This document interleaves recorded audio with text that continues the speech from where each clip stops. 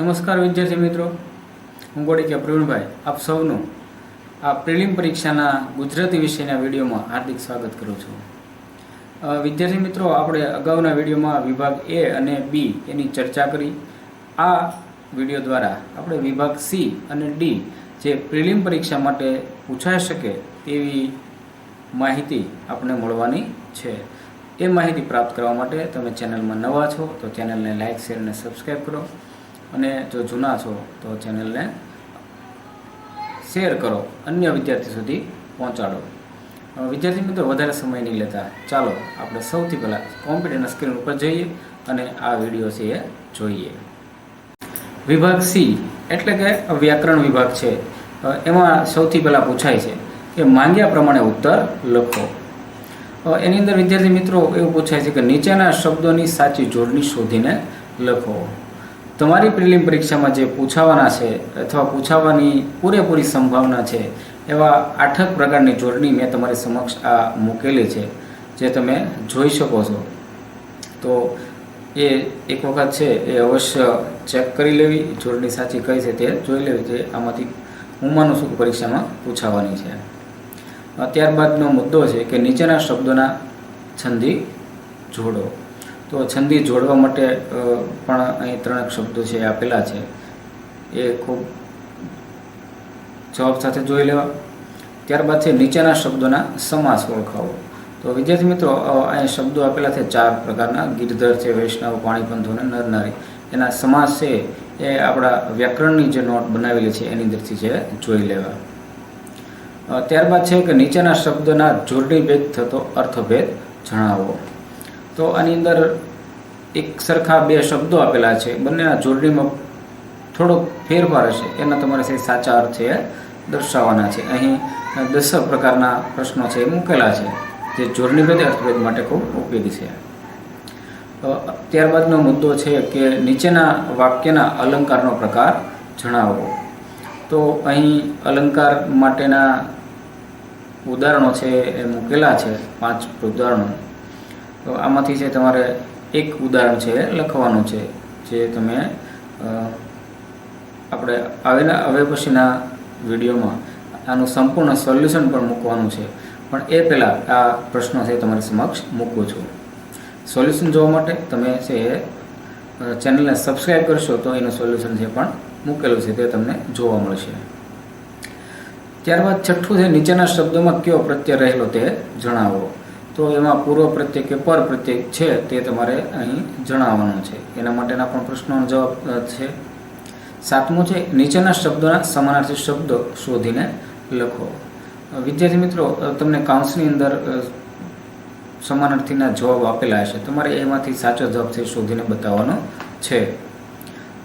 આખું વ્યાકરણ છે તમે પહેલી નજરે જોશો તો બહુ અઘરું નથી, ખૂબ સરળ છે, પણ માત્ર સમજવું ખૂબ જરૂરી છે. 10 પ્રકારના એ સમાનાર્થી શબ્દો આપેલા છે, જે તમારે પરીક્ષામાં 2 છે એ પૂછાવાના છે. નીચેના શબ્દોના સંજ્ઞાનો પ્રકાર ઓળખાવો. સંજ્ઞા એટલે કે ભાવવાચક, વ્યક્તિવાચક કે જાતિવાચક કે કઈ સંજ્ઞા છે એ તમારે અહીં છે બતાવવાની છે. 9મું છે કે નીચેના રૂઢિપ્રયોગનો અર્થ આપો.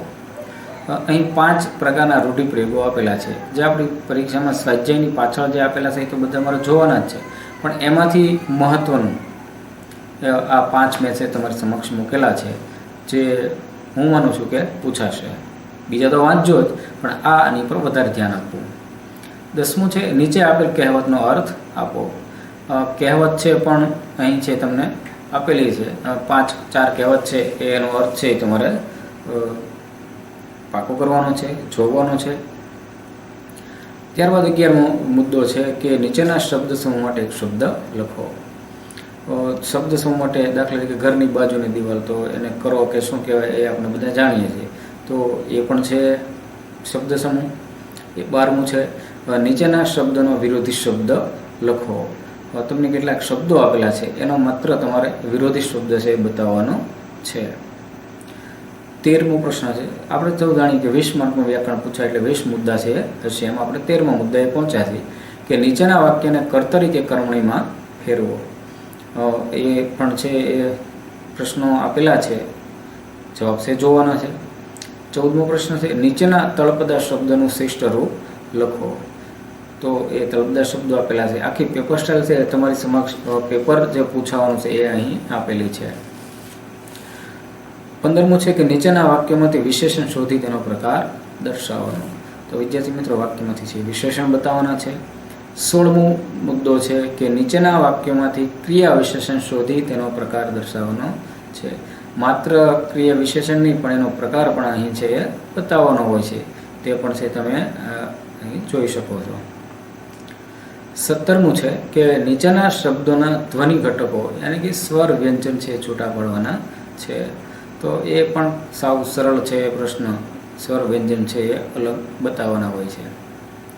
18મું છે કે નીચેના વાક્યનો ભાવે વાક્ય અથવા પ્રેરક રચના છે બનાવો. કાંસની સૂચના આપી છે એ પ્રમાણનું છે તમારા વાક્ય વિદ્યાર્થી મિત્રો બનાવવાનું હોય છે. 19મું છે કે નીચેની પંક્તિનો છંદ ઓળખાવો. તમને ઘણી બધી પંક્તિઓ આપેલી છે. પરીક્ષામાં તમારે એક છે એ પંક્તિનો છંદ છે એ ઓળખાવાનો છે જેનો 1 માર્ક છે. અહીં આપણે કેટલીક પંક્તિઓ આપેલી છે એ તમે અહીં આ કોમ્પ્યુટરની સ્ક્રીન ઉપર જોઈ શકો છો. ત્યારબાદ એવો જ એક પ્રશ્ન છે કે છંદનું બંધારણ જણાવો. બંદાકંતા અનુષ્ટુપ મનહર કે પૃથ્વી એનું બંધારણ છે તમારે દર્શાવવાનું છે. ત્યારબાદ 20 મુદ્દા પૂરા બાદ વિભાગ ડી એટલે કે અર્થગ્રહણ લેખન સજ્જતા. વિદ્યાર્થી મિત્રો આ ખૂબ સરળ છે અને વધારે માર્ક્સ પ્રાપ્ત તમે આની અંદરથી જ કરી શકો છો. એવા સૌથી પહેલાં છે કે નીચેની પંક્તિનો અર્થ વિસ્તાર કરો. તો અર્થ વિસ્તારમાં આપણે પંક્તિ આપેલી છે તેનો તમારે અર્થ લખવાનો છે અને પછી આખી વિસ્તારથી વાત છે રજૂ કરવાની છે. એ અહીં કેટલીક પંક્તિઓ છે તમારી સમક્ષ મૂકેલી છે. 9 પંક્તિઓ છે એ આપેલી છે.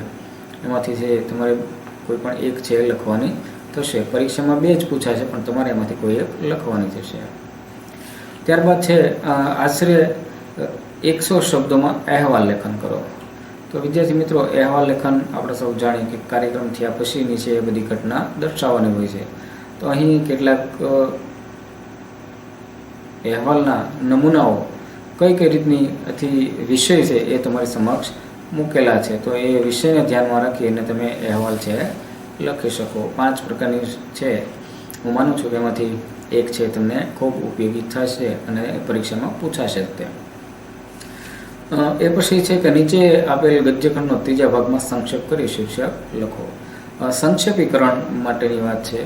તો વિદ્યાર્થી મિત્રો સંક્ષેપીકરણ માટે કેવી કેવી બાબતો ધ્યાનમાં રાખવું એનો પણ એક અલગથી વિડીયો છે આપણે બનાવેલો છે. એ પણ તમે આ ચેનલમાં મૂકેલો છે તે તમે જોઈ લેજો. અહીં મેં તમને સંક્ષેપીકરણના કેટલાક ઉદાહરણો આપેલા છે. સંક્ષેપ એટલે ટૂંકું કરવું પણ એ કઈ રીતની છે એની આખી આપણે અગાઉ શીખ્યા પણ છીએ અને એક વિડીયો મૂકેલો છે એ પણ તમે જોઈ લેજો. કેટલાક ઉદાહરણો છે અહીં આપેલા છે સંક્ષેપીકરણ માટેના એ તમારે છે જોઈ લેવા. શિસ્તના પ્રકારના છે. પુસ્તકમાં આધુનિક માનવીને આનંદ આપનાર છે કે નહીં. તો આવા 5 પ્રકારના સંક્ષેપીકરણના મુદ્દાઓ છે તમારી સમક્ષ મૂકેલા છે. અને અંતમાં નીચેના વિષયના મુદ્દાઓ પર આધારિત આશરે 250 શબ્દોમાં નિબંધ લખો. 14 પ્રકારના નિબંધના નામ છે એ આપેલા છે જે વર્તમાન પરિસ્થિતિને ધ્યાનમાં રાખી અને જે પૂછાવાના છે એ જ અહીં છે એ મૂકેલા છે. હું તમને પૂરી ખાતરી આપું છું કે આમાંથી આવશે એ તમારે ખાસ નક્કી રાખવાનું છે. આ 14 તમે કરશો તો આમાંથી 100% એક આવવાનો જ છે. એટલે ખૂબ મહત્ત્વનો આ આખો વિડીયો તમારી સમક્ષ મૂકેલો છે. આવનારી પ્રિલિમ પરીક્ષા માટે તમે ખૂબ સારા માર્ક્સ પ્રાપ્ત કરો, સારી સફળતા પ્રાપ્ત કરો અને બોર્ડની પરીક્ષામાં પણ આથી વિશેષ સફળતાઓ મળે એવી આશા સાથે આપણે